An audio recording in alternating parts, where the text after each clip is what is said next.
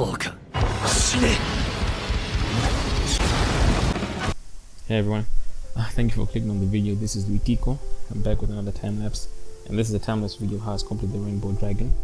I hope you liked the little animation I made at the beginning. I kind of took a scene from the series. I was like, let me just try to recreate this bit. It's not as good as the original. I feel like I tried, but I hope you enjoyed it. So yeah, thank you for clicking on the video, and I hope you enjoyed. Please like, share it, subscribe to the channel, tell your friends, all that. Because I just like to take the time to apologize. I know that maybe I'm not uploading as frequently as I should, but I do have a day job. On top of that, I also sculpting kind of like takes a bit of time. If I could like release a video every single day, I probably would, but then like once a month is definitely the best I can do. But if maybe by any chance or by God's grace I'm able to do this full time one day, I'd love to do that. So yeah. Okay. Oh, another thing, I haven't really figured out like a proper format of how I will sequence my videos. I don't know whether they should just be like time lapses or stuff like that, but then, or maybe I should be giving like tips and tricks. But then again, I'm not a professional. I'm just a guy in my room doing my thing. So, but then I do feel like I do have a bit of like tips or tricks I can tell people, maybe the importance of this or that, just just give a bit more, just to increase maybe like the awareness or knowledge of certain aspects of certain processes in the 3D pipeline that I've learned or that I picked up along the way. So please bear with me. Maybe just give me like 2 or 3 minutes just to speak on the importance of retopology, which is part of the 3D process. Now, I don't really go into sculpting or anything like that. Maybe like I'll touch on those things on how to improve your 3D art down the line.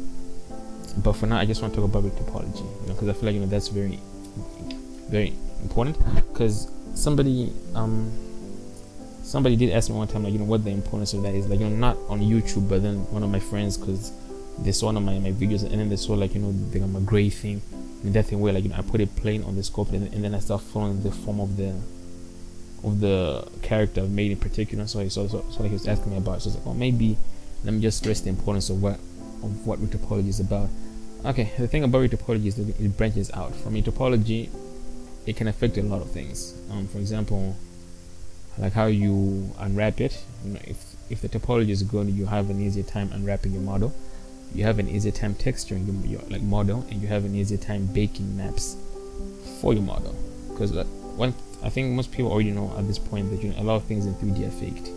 Because after the sculpting process, especially modern day 3D character sculpting, the meshes tend to be very high resolution, and it's very taxing on the system. So the easiest way for you to get that poly mesh count lower, you have to make retopology, which is just the process of taking a plate and then you follow the form of the sculpt that you've made to just make it easier to manage. That's basically what retopology is. It's just taking your mesh and making it more manageable by copying the form onto a lower, or rather just taking the complex form into a lower poly version, which will be easier to texture and so on and so forth.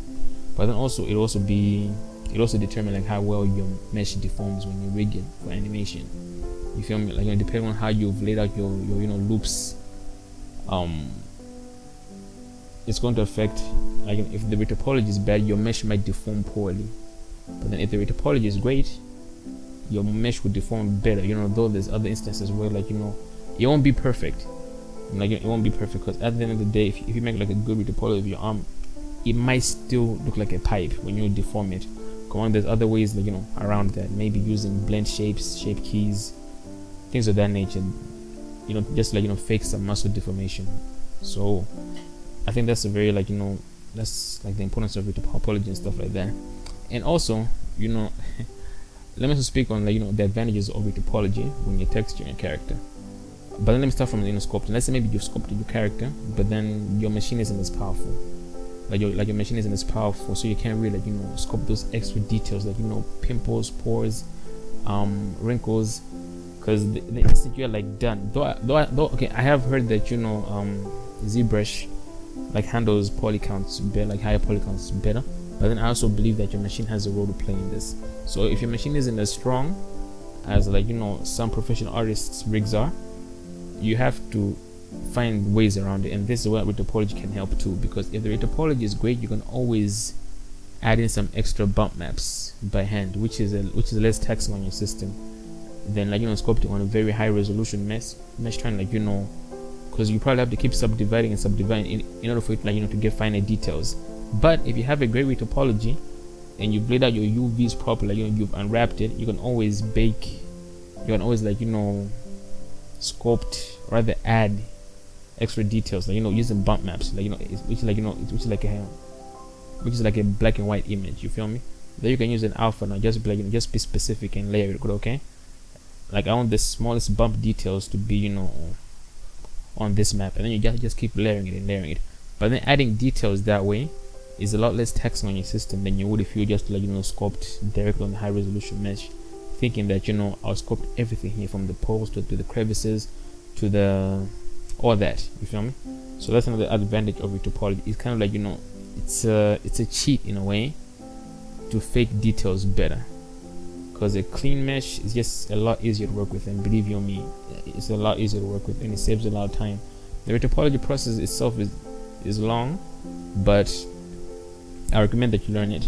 Of course, there's, like, there's tools that, like, make it automatic, auto Retopology tools and stuff like that, and those are great, feel me? And those are excellent, and they help you save time.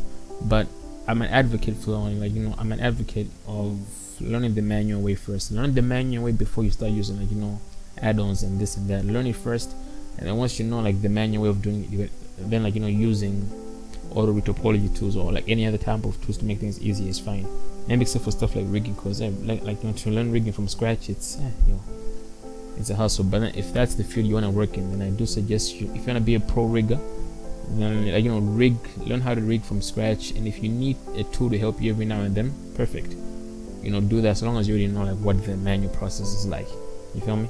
So yeah, so Retopology, just as a quick summary, it's just a good way of, like, optimizing your mesh. From there, from Retopology, there comes a bunch of other processes that are made easier due to the fact that you already retopologize your mesh. For example, texturing, baking maps, and there's different kinds of maps: normal maps, ambient occlusion maps, cavity maps, and all these things can be taken from the high poly sculpt onto your low resolution mesh, and you can fake those details. And these things are only made possible because of the fact that Retopology is in between that clean mesh. That clean mesh makes all these things easier. So that's what I can stress on the importance of Retopology. So all these things will come into play after Retopology, because if you want to try, like, painting on a high resolution mesh off the bat after sculpting, it's going to be very taxing on your system, like very taxing, because I know people assume that maybe because technology is advancing and stuff like that, but then as far as 3D goes, like raw 3D data, like high with millions of polys, it's very hard to process on a system. It doesn't matter if you have like a very powerful graphic card or CPU, it will it will bring it down to its knees, especially with like simulation and stuff like that. So there's always finding a way to optimize your mesh, find a way to optimize your mesh. No need to overload your system for just because it's powerful. Even if it's powerful, don't try to overload it that much. Just do what you can to help it out. So Retopology is a very important process. So that's the best I can say. If you made it this far into the video, I really appreciate it. I'm just gonna let the time lapse keep playing, and I'm not great at this. This is very new to me. Maybe I talk a little fast, forgive me. I'll try to improve down the line.